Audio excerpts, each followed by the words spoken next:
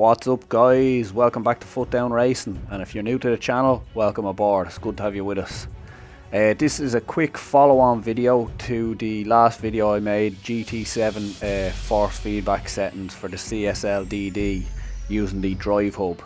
Now in the comment section I was informed by Oliver Jones and Bayernsa how to sort out the updated beta versions of the firmware for the Drivehub, which I hadn't got installed. So big shout out to you two guys. Thank you for the info. I've installed it, or I've updated the firmware. I'm going to show you quickly how I did it.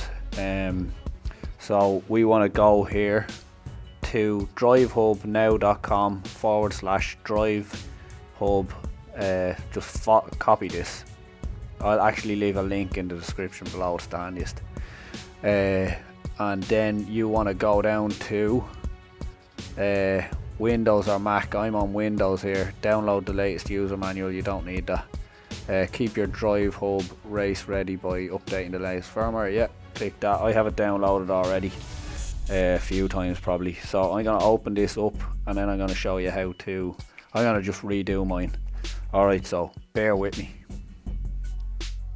Okay, so at this stage we have our USB cable hooked up to our PC.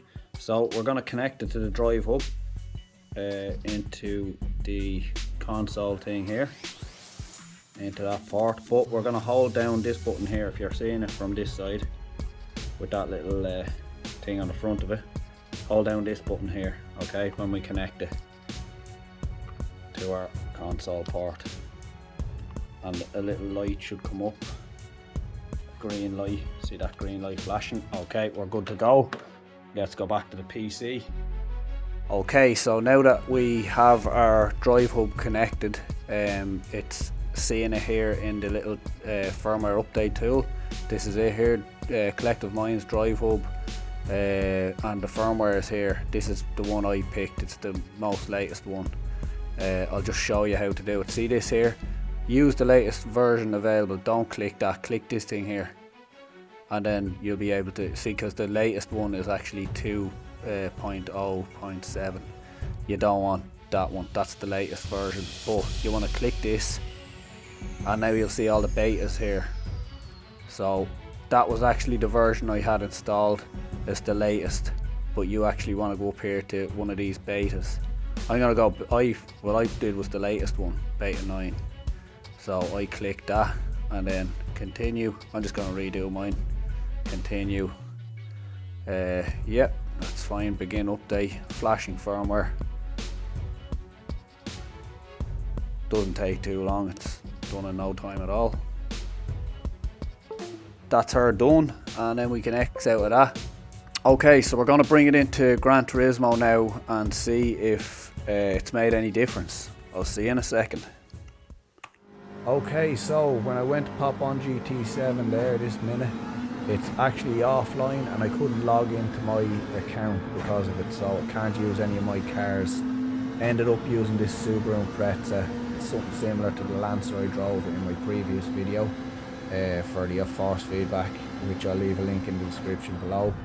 I'm checking out here, I'm holding the wheel with one finger just to see what the oscillations are like, and as you can see, it's running a lot smoother now than it was in the previous firmware, so definite improvements there in the oscillation. Just testing out here now to see what the force feedback is like. Getting no lag at all, which is brilliant. Force feedback is perfect as well. I can feel what the car is doing. Yeah, overall very happy. I did go into the Nordschleife as well after this, and I just checked out the curbs. I drove over a few curbs, and if you hit a curb at speed you can feel it jumping and hitting the curb, but if you drive over a curb with your wheels up along the length of the curb, there's no real differentiation between the curb, the rivets in the curb, and the flat road, for instance. So curb feeling is a little bit down, I think, but maybe that could be the settings I'm using. I haven't changed them, haven't tweaked anything from the previous ones I was using.